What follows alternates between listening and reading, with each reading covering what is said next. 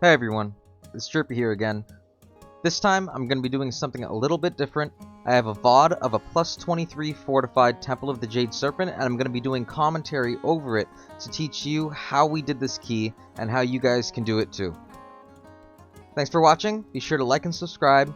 Check out the Discord server down in the comments if you have any rogue questions, that you want Mythic Plus routes, anything like that, we got you covered. Check out the stream too at twitch.tv/trippy.tv. Hope to see you guys there soon.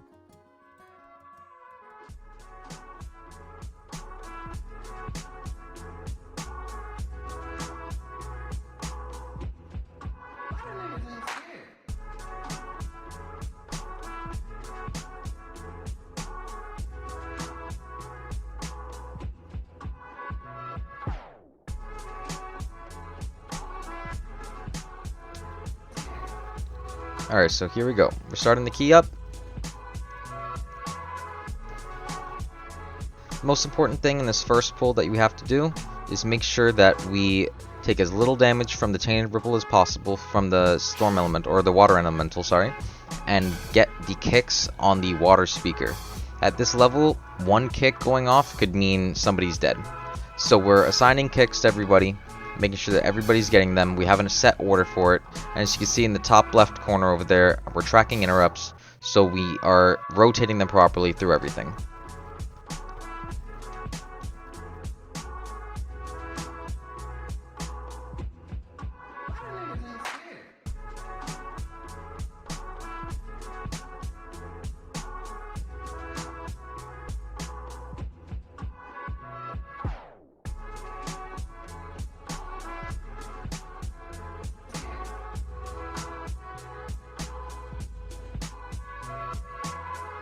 Another little trick that you can do with this water elemental is you can line of sight the Tainted Ripple right there. And if you can see on my nameplates there on the left side of them, you can actually track the cooldowns of them. And this is a part of a weak aura that I use, which is on the Discord server. So be sure to check it out if you want to make sure that you can play the game just like this. And you can time the Tainted Ripple. You can see it's getting ready right now, and Tainted Ripple. So we know how it's right there that we have to line of sight. Unfortunately, I missed it there. Looks weird. Whatever. Another thing that you can do, if you're not going to line of sight, make sure that you hit Feint right before it goes off, and you're going to take very minimal damage from it. Right here, we're chain pulling the next pull into it, and we're going to try to line of sight again for this elemental.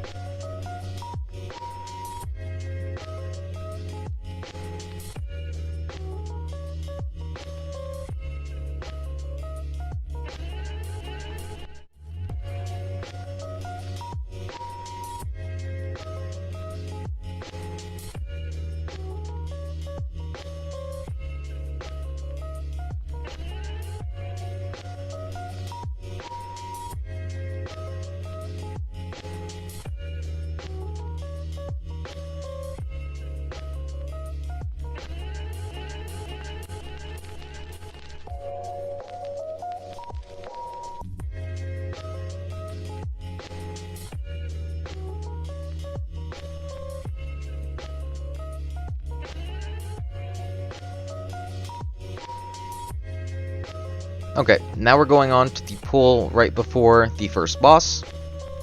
This is a bit of a trickier pull, and in this one I'll be solo kicking one of the water speakers, so I'm rotating my kick, my kidney, blind, whatever I gotta do, and we're going to be still trying to line of sight the Tainted Ripples or take as little damage from it as possible. Unfortunately, the elemental came a little bit far there, so we all got hit by it, but luckily our healer is a king and kept us all up. So here we're just doing that. See, I send a full kidney on that during the tidal burst to make sure that that doesn't go off during the Tainted Ripple. The Hydro Lance is right up here. I get to kick on that. And just like that, soloed one water speaker without any help from anybody else. So it's very important you send your kick first, and then afterwards you send a full kidney, then you can send another kick, and then you can send your blind. And that's how you solo an entire mob.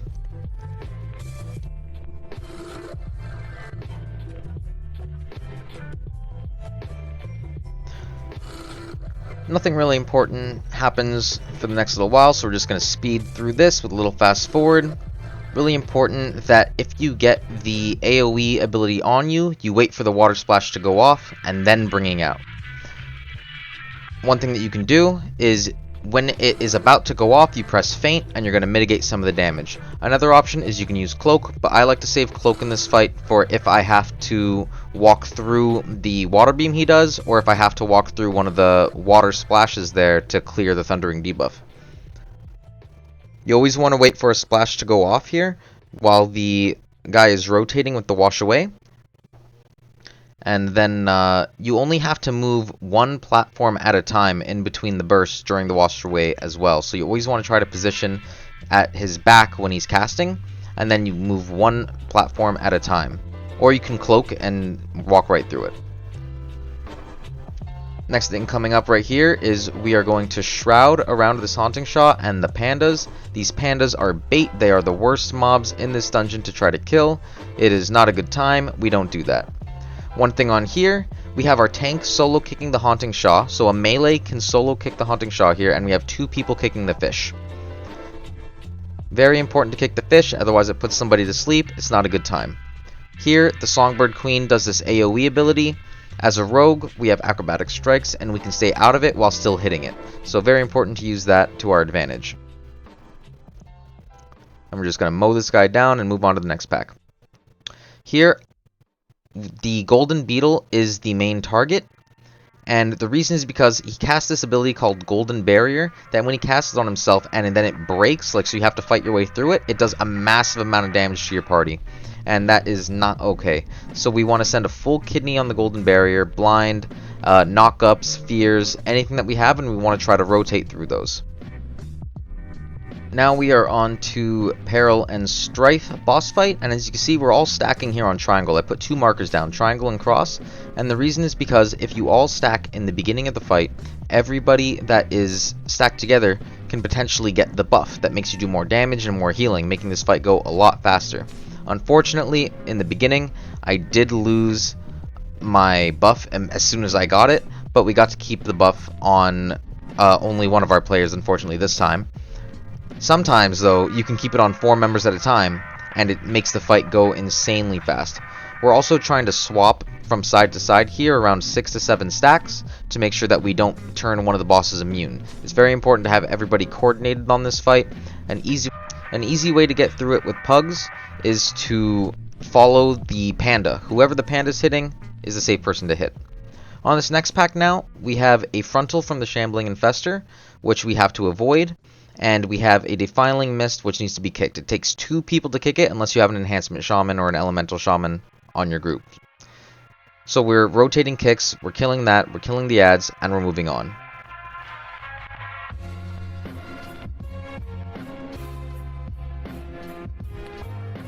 Right here, we're coming up on some tech. We're shrouding across. I'm sapping a Mistweaver, where I'm actually going to swap my sap to the other Mistweaver over here on the ramp. This is the percent that we need to get because we skipped the Panda pack and the Shaw. So I'm going to resap, but I'm going to sap this Mistweaver instead because we have a really good patrol right on top of the other pack. So we're going to pull all of this together. And there are 2 Haunting Shaws in this pack, so 1 person needs to be on each Haunting Shaw for kick. So we assign a Druid and I don't remember who else to the other Haunting Shaw. And then we're focusing a Mistweaver down as fast as we can so we can go and pull the other Mistweaver that we left on the ramp. Very important to get the Haunting Shaw cast here, otherwise everyone gets a 6-second fear, and it's probably a wipe, especially in this courtyard where the mobs are so close together, somebody probably gets feared into it. So you see we're pulling this back towards the ramp where that other Mistweaver is still sapped. Making sure we dodge the Haunting Gaze. That is a frontal that will do mega damage. And now we're swapping our focus onto the Mistweaver while we cleave the others down passively.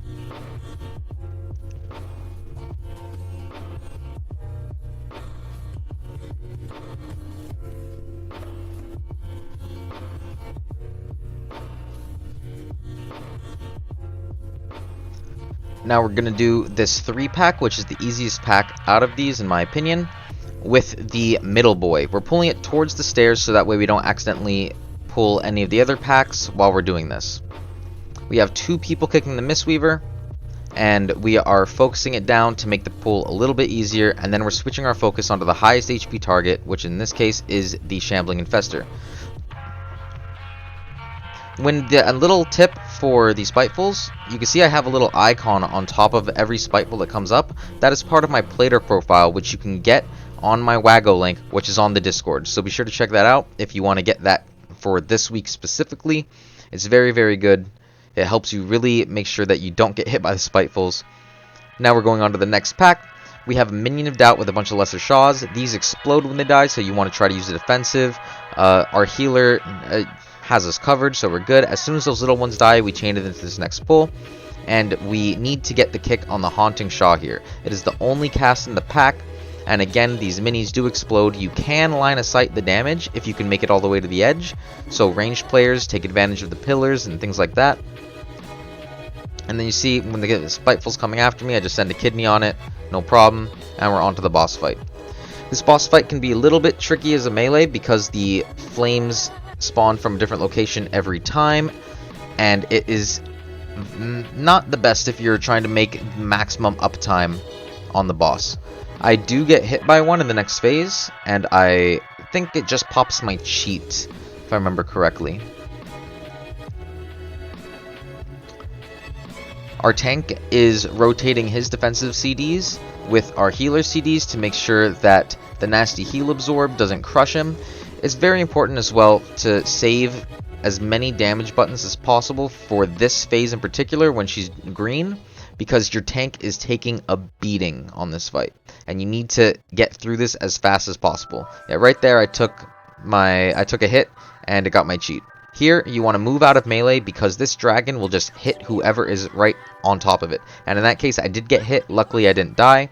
Watch out for the swirlies during this phase. They are kind of hard to see. And the rest is pretty easy. Just simple hit him, and he falls.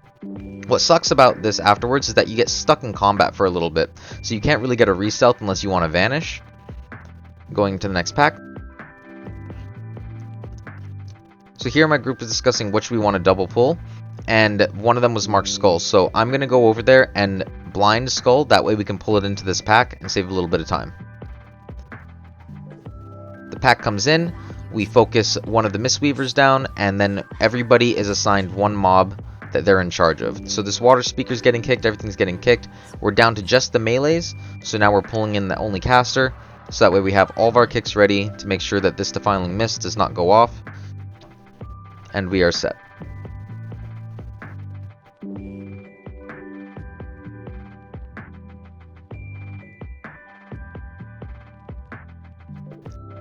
In this pack, I am on this water speaker, and I am making sure I'm telling my group do not use AoE stuns because I am soloing this water speaker. It's very important that they don't use AoE stuns, so that way the kidney that I do gets its full duration rather than a half duration. And I'm able to solo this one just like I did in the beginning of the dungeon, and everyone else is managing the kicks on the other mob. Here I don't have blind up, so we are rooting one of the Minions of Doubt because those will absolutely crank your tank. It is not a good time for them. The Dark Claws really hurt. So we're trying to focus one of the Minions of Doubt down, so that way we can pull the other one in and keep the pull going.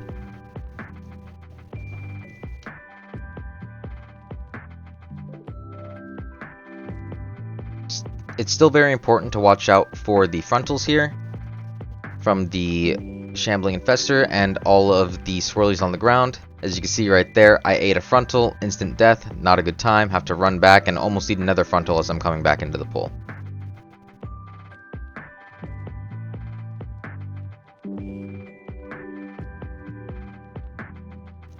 We lose our Warlock here, but it's okay. We got 5 minutes on the clock. All we have to do is finish up this pull and kill the boss, and the key is done.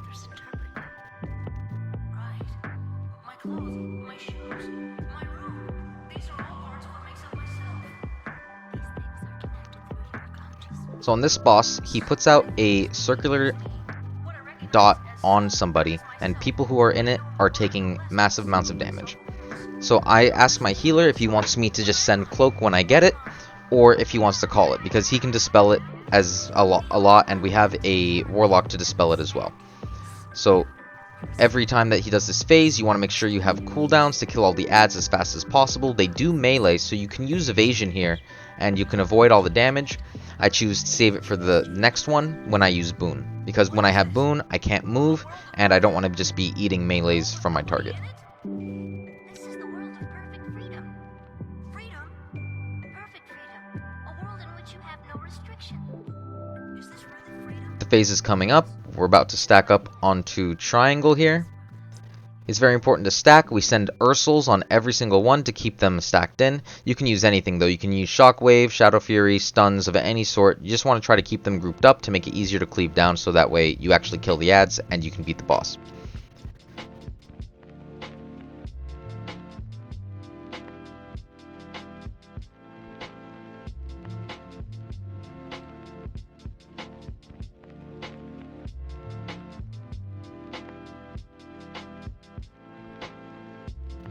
You'll see here that I'm holding onto my trinket, and that's because the ad phase is coming up and we need to kill that ads very quickly. So as soon as the ads spawn, I use my whetstone and we kill this other set of ads. Now all we have to do is finish off the rest of the boss, and that's the key. We only have a little bit of time left, but we were able to squeeze it in even with those last couple deaths at the end, and we made the run work. At the end here, I'll show you my DPS breakdown so you can see exactly what I did. Be sure to like, subscribe, and share the video if you like the content. If you want to see more videos like this, more commentaries, guides, anything like that, Mythic Plus things, be sure to join the Discord server. If you have any questions, leave a comment down below or hit me up on my Twitch when I'm streaming, or if I'm not on stream, message the Discord and I'll be sure to get to you as soon as possible. Thanks again everyone for watching. Have a good one.